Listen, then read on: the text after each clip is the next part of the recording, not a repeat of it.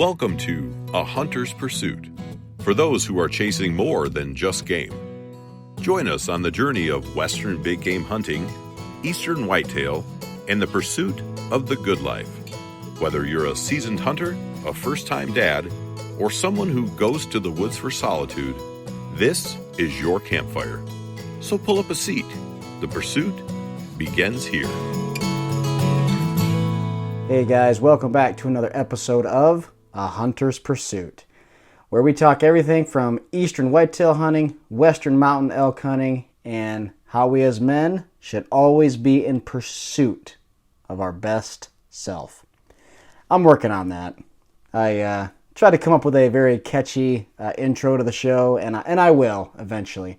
But honestly, it's just this new idea of, guys, life is hard. This wasn't even the way I was going to start the show.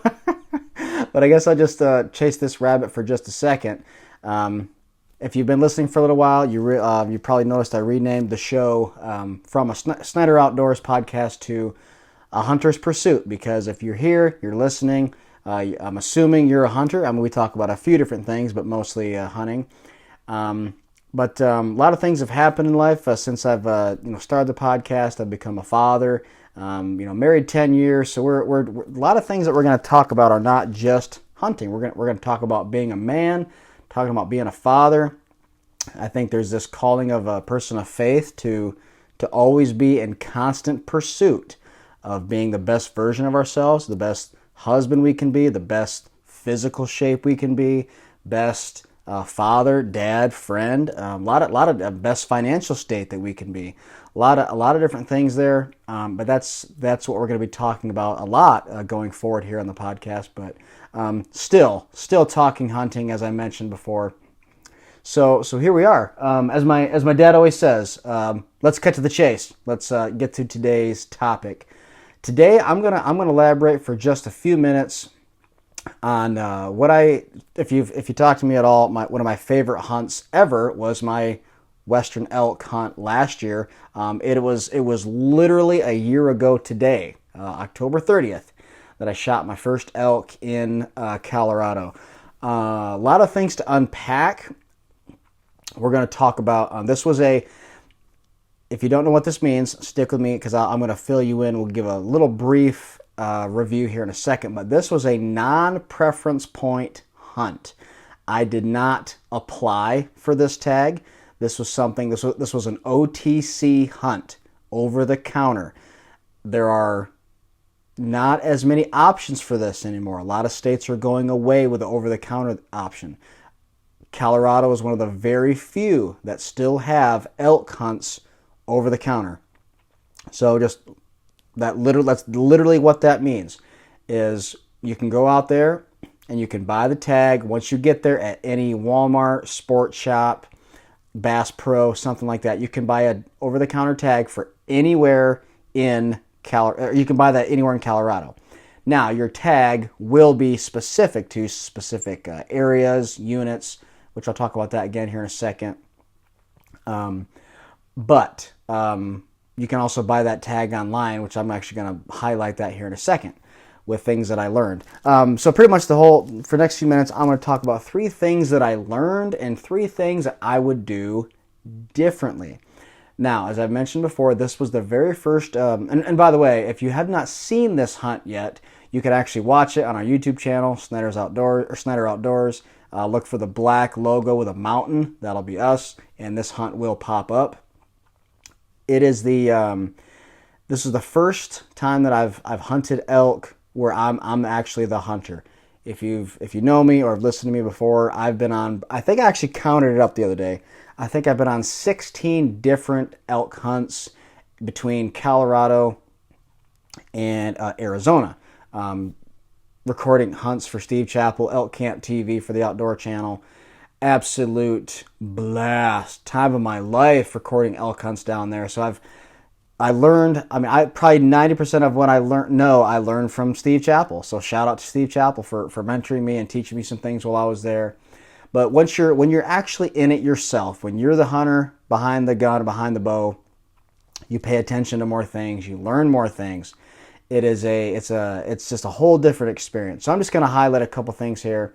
Some of them will be very, very obvious. A couple of those will be just, specific to my hunt, but I'm going to highlight them and hopefully be a help to you.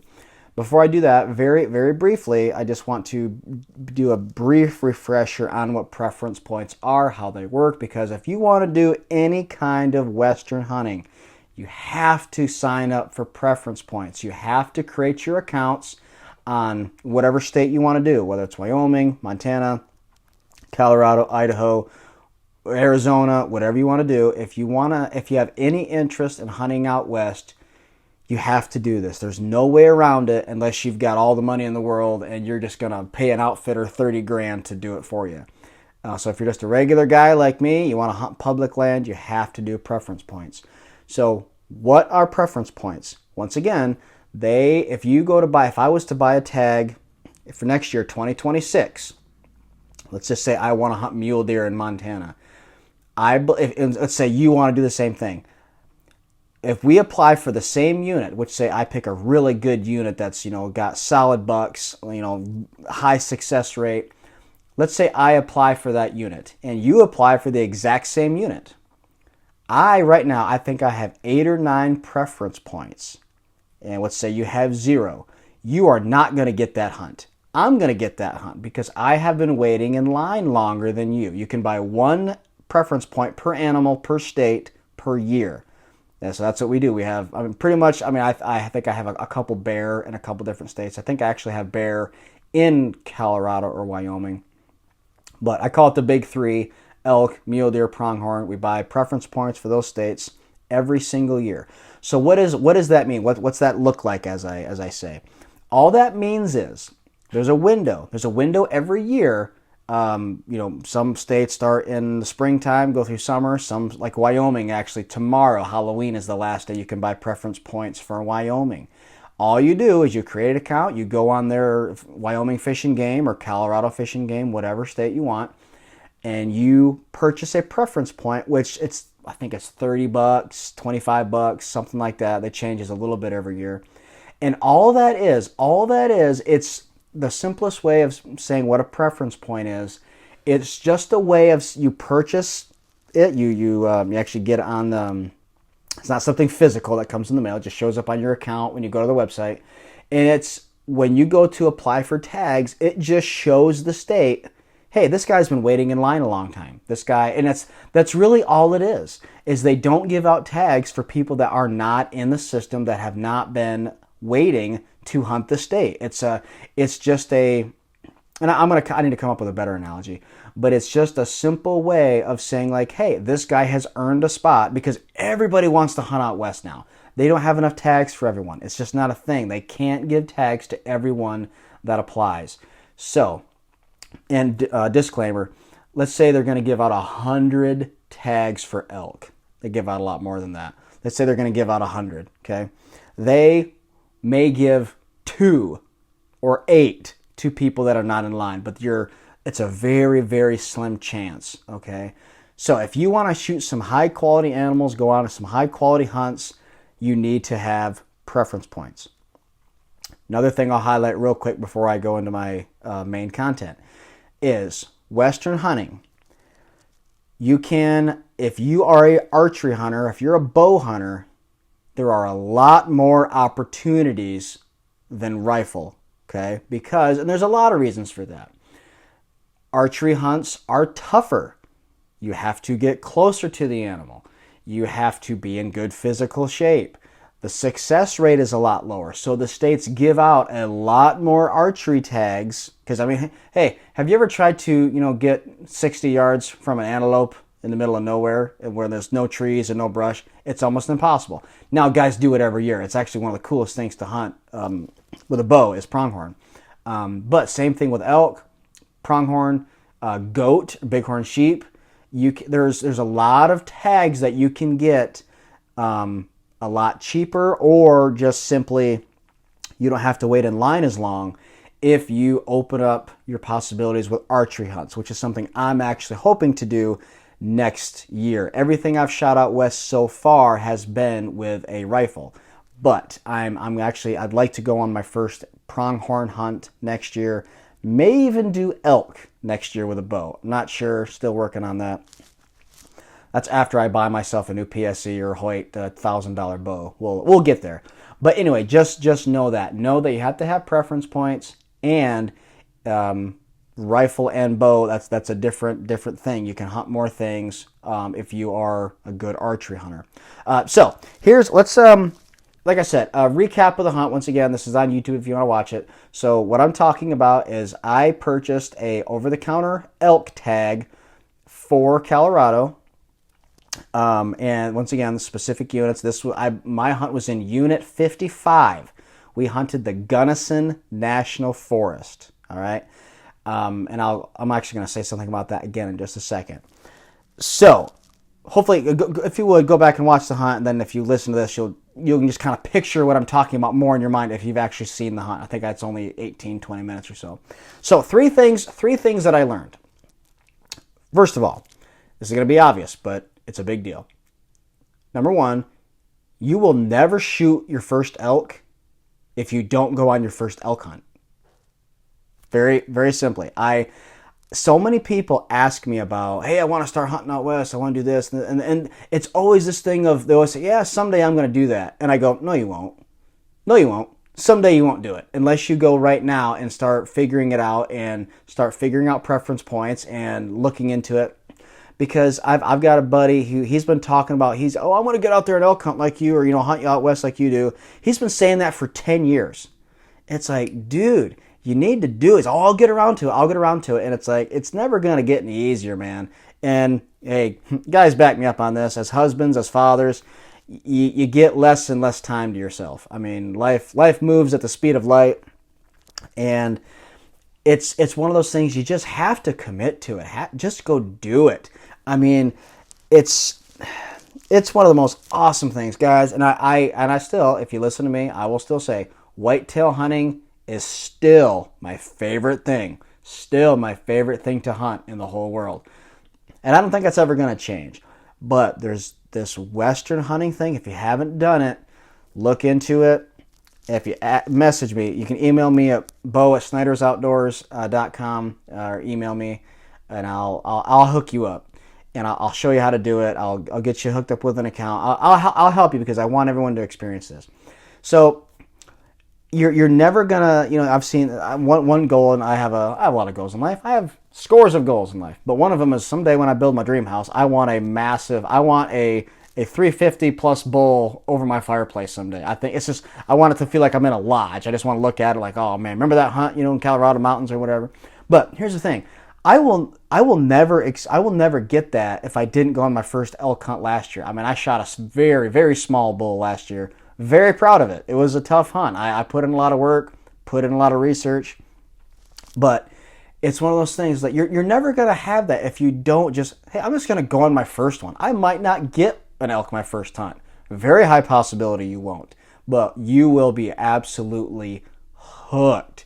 The first time you hear an elk bugle, oh, dude, I'm thinking about it right now. You will be hooked. You'll do it again. You'll want to go back every year. So that's probably one of the biggest things I learned. I will never be able to shoot a massive elk unless I go elk hunting. It's a stupid thing to say, but it's so true. Anyway, moving on to number 2. Once you are there, once you are elk hunting, never leave elk to find elk. It's kind of like don't leave fun to find fun, the old saying. So never leave elk to find elk. Because here's the thing. We get a t-shirt made that says, here's the thing. Gunnison, Colorado, Gunnison National Forest. If you actually look at Gunnison, if you pull up a map and look at it, just to the north is where we were hunting, just north of Gunnison. We stayed in Gunnison. Gunnison National Forest is over 2 million square miles. People have no idea. If you've never been out west hunting or even just out west at all, people have no idea how big and massive western states are. They're huge. I mean, there's public land for miles. It's unbelievable how big these, and you can hunt all of it.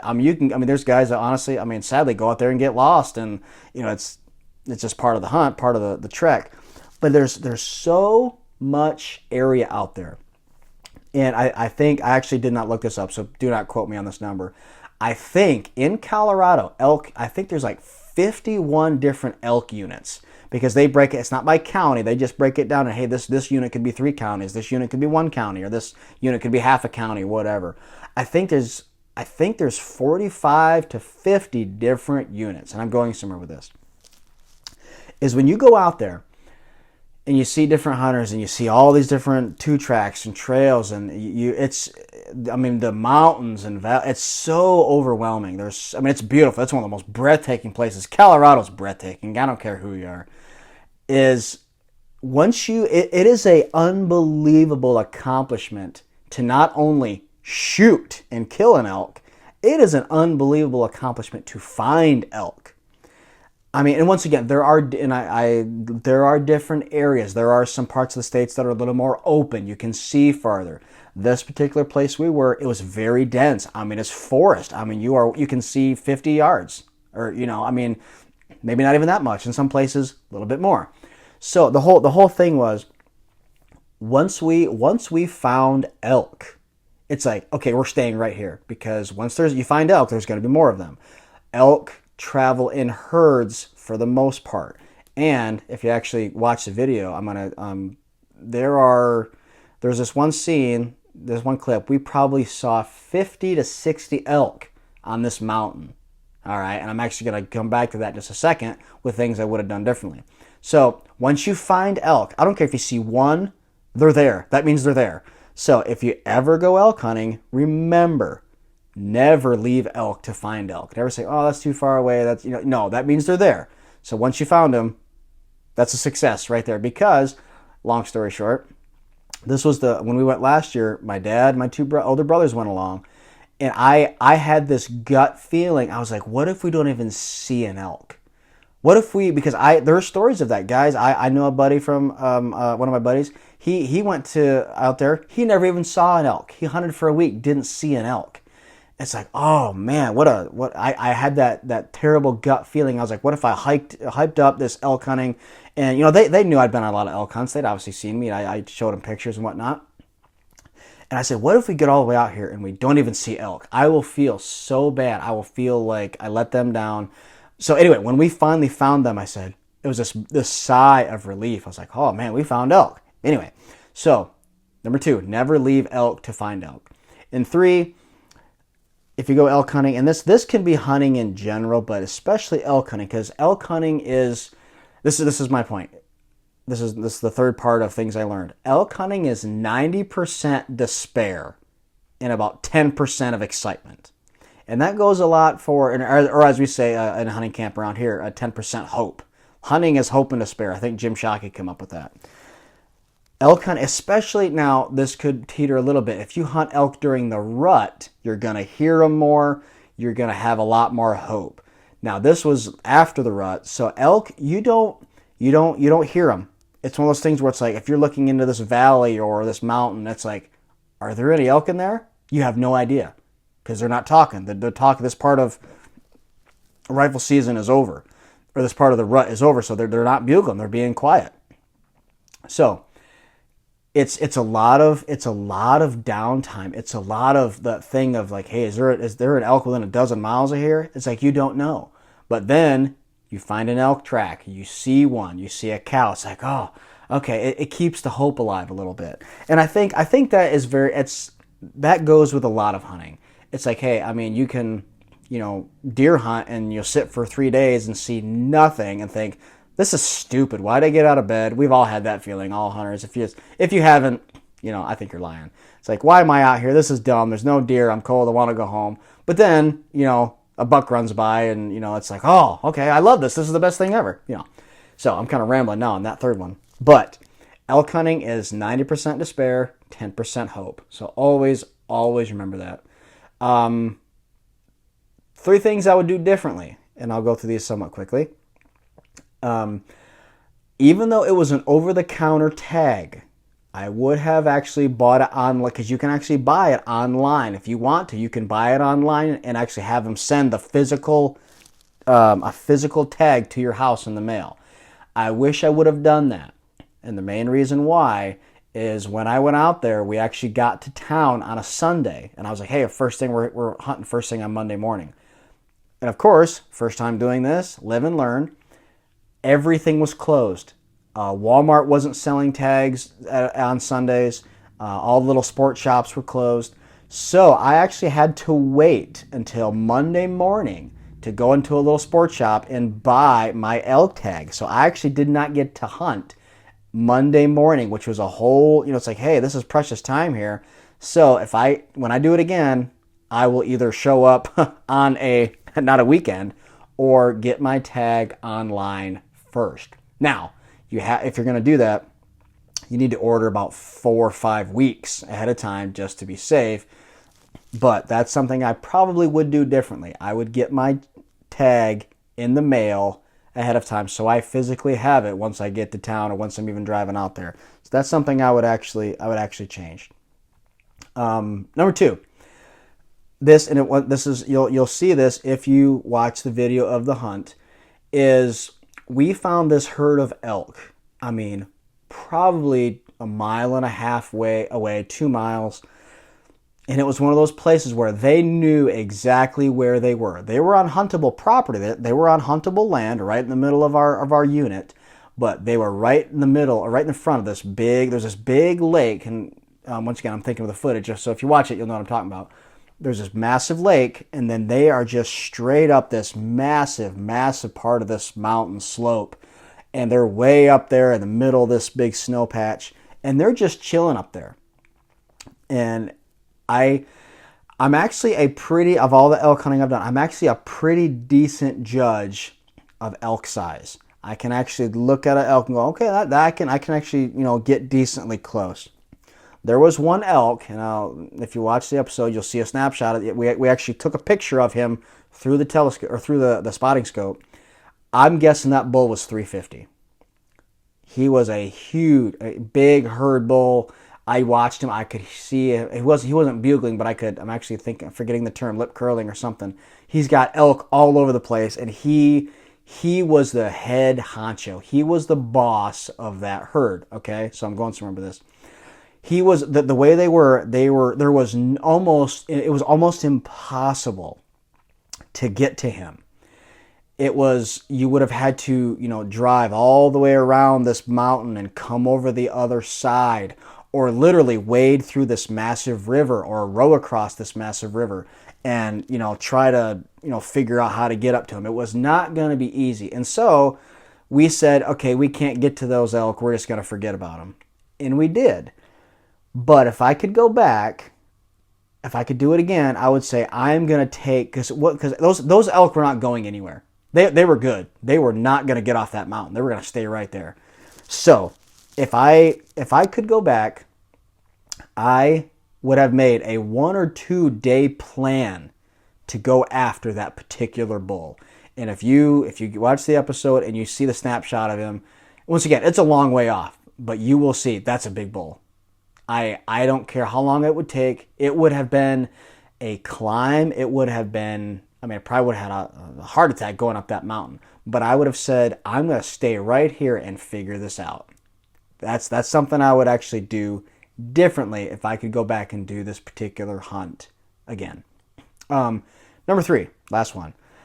I would have practiced more with the particular gun I use in long range shooting. The elk that I shot, the bull that I shot, spoiler alert if you haven't watched it yet, I missed the first time. The elk comes off the mountain right exactly where I thought he was going to be. I think he was 325 yards. I think I'm actually surprised that I've forgotten how far he was. I think it was just over 300 yards. First time I shot, I'm 99% sure I shot right over top of him. It wasn't a great camera setup. I didn't set Seth up with my brother Seth with a great tripod. He's kind of freehanding it and trying to range for me at the same time. So it was very tough to get the elk in the frame when I shot the first time. So when I shot, this is why I say I would have practiced more for 2 reasons. I missed the first shot, and the elk just stands there. All the elk just freeze because they had no idea what just happened. And then I go, because I'm shooting my dad's 7 mag. I'm shooting my dad's 7 mag. I mean, this gun is a thing of beauty. I've shot several deer with it. It's an absolute tank. We've shot mule deer with it, goats, pronghorn with it. It's tried and true. It has downed its share of animals. So I have all the faith in the world in this gun. But I shoot, and I think you can actually hear it really well on the episode. I go to reload. It's bolt action. I go to put in a new shell, and the bolt flies right out of the gun. The bolt just came with me. My hand, I don't know if I just racked it super hard or I just hit the release or what happened. All of a sudden, I've got this bolt in front of me and I'm holding the bolt and I'm like, what in the world just happened? So I'm trying to fuddle with it and is fuddle even a word? I'm trying to put it back in and I'm trying to hit the button to release. I'm staggering around trying to get another round in. And it's one of those things where and y'all back me up on this, we all have a favorite gun. We all have a gun that we know. We've hunted with it since we were a kid. We know every nick and scratch. We know how it works. We could load it and take it apart in our sleep. Maybe not take it apart. We could load it in our sleep and we know where the safety is. We know that gun so well. And this was not the case with me. This wasn't my gun. And it's made me a lesson to say, hey, I got to get my own long range rifle and know every nook and cranny of it. And that's something I wish I could change, because luckily I got the bolt back in and I calmed down and I got another round in and I made the second shot, and that's the one that got him. But it was just one of those moments where I felt very unfamiliar with my rifle at that moment. That was a gut wrenching feeling. I felt like I was going to blow the hunt because I said, I don't know what just happened. I got too excited, and like I said, I don't know what happened. I really don't. I don't think it's on video, because I think he zoomed into the elk and you hear me fumbling around, but you can't see it. So it was one of those things where it was a lesson. If I could go back, I would have practiced more with that gun, dry firing it, racking it, staying calm. And you tell yourself you're going to stay calm, and then the moment comes and you don't, and then you just don't even know what happened. But anyway, that is a recap of 3 things that I learned on my first elk hunt, and 3 things that I would do differently. So please go. There's a few pictures and a few short clips on Instagram, Slender Outdoors, if you want to check those out. But I would go back and watch the actual hunt. So this will make a lot more sense if you check that out. I'd appreciate that. Until next time, this is a Hunter's Pursuit podcast. I am Bo Snyder, your host, and we will see you next time.